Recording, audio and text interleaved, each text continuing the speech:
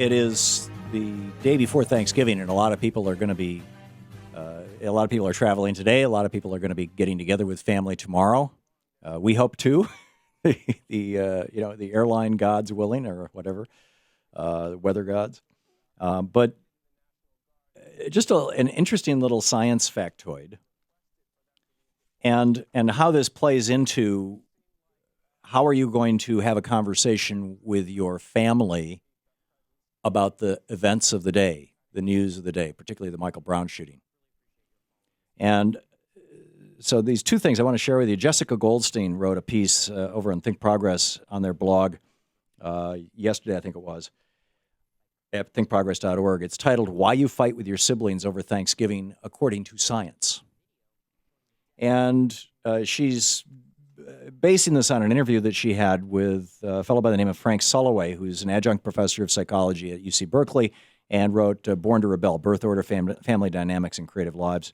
And also he published a research piece titled, Why Siblings Are Like Darwin's Finches, Birth Order, Sibling Competition, and Adaptive Divergence Within the Family. And here's the net of what they're saying. When we are little kids, when we have siblings, when we have brothers or sisters, or brother or sister, when we're little kids, if you're the oldest, you are bigger, more physically competent, more intellectually competent, more emotionally competent than your younger siblings.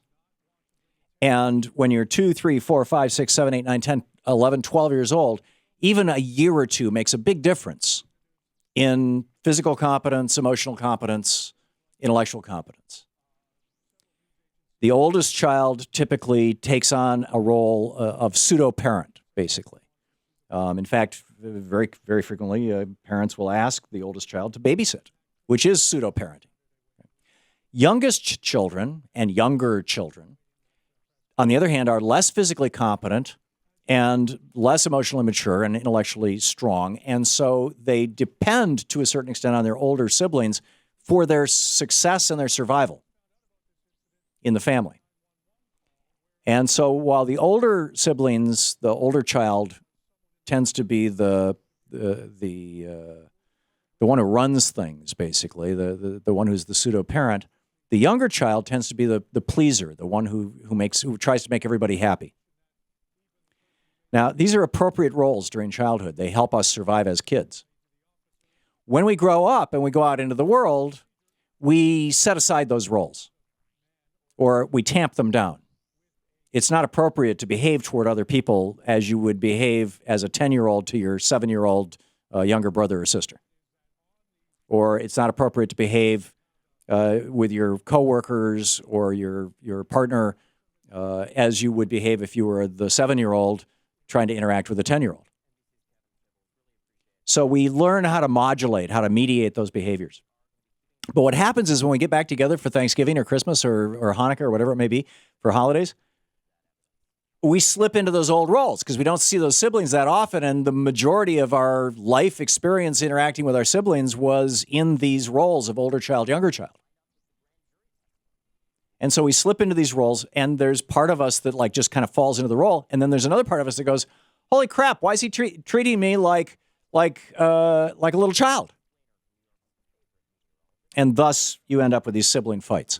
So to prevent sibling fights at the holidays, just be aware of the fact that we all have a tendency to revert to type, to go back to the way that we behaved as children with our siblings, with the kids that we grew up with, and try to behave instead like an adult. And in fact, reinvent your relationships with your siblings as adult relationships. Number one. Number two, how then, if you're getting together with your family, and part of your family are regular Fox News viewers, for example, how do you discuss Michael Brown with people like that? If they're going off on, "Oh my God, it's black people going crazy," how do you respond to that? I mean, it's really easy to get angry or call people racist or whatever, but it doesn't work, especially in family.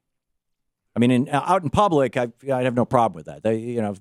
Slapping down some idiot or some fool in public or even in private. I mean, but family, you've got to maintain a relationship with family. Now, I don't object to labeling behavior like that, but it's not necessarily the most productive. I would suggest this larger frame that I've been talking about for 2 days here may be a safe way to have these kinds of conversations with family and not make things worse, not make things in your family worse. And that is to say, it may be that Wilson was right or wrong. It may be that Michael Brown was right or wrong. It may be that this witness is right or wrong or that witness is right or wrong. But the fact of the matter is that we'll never really know, because the system that we have, in the system that we have, the person who watches the police, the local prosecutor, also depends on the police for his job.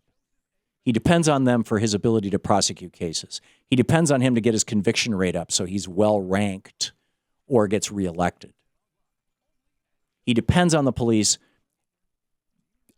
for literally for his job. And that working relationship very often also becomes a social relationship. And that's not the kind of environment out of which you're going to get objective information.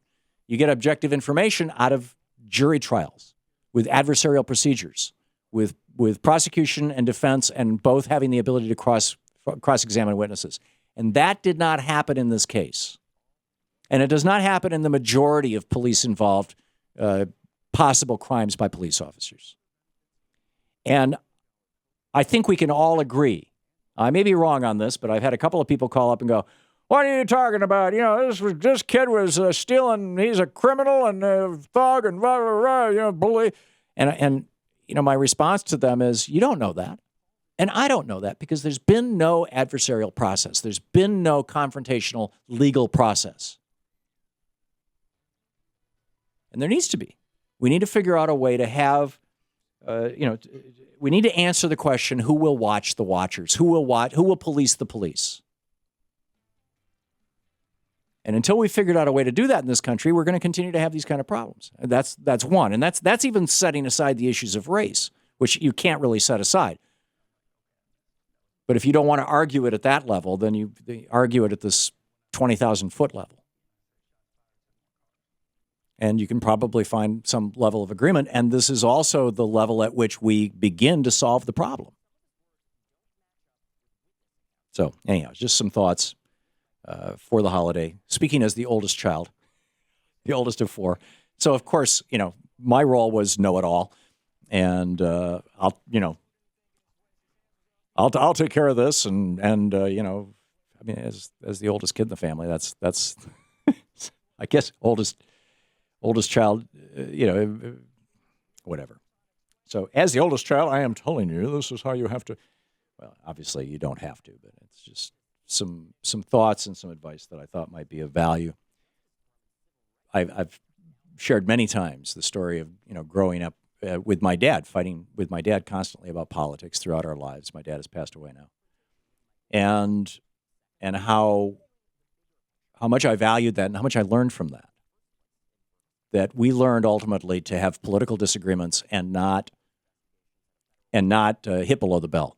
Because when I was 16 and 17 years old, we both hit below. I'd say nasty things to him, and he threw me out of the house once when I was 16. And, it was a very difficult time in our relationship. And thank God we got through it. And so I wish you all, I wish you the very best of the holiday season. No, I'm not wrapping up the show. I'm just wrapping up this rant. The very best of the holiday season. And hopefully what I said just then has some value to you. And if it doesn't, I still feel like I've done my job as the older brother here. We'll be right back. This is the Thom Hartmann Program.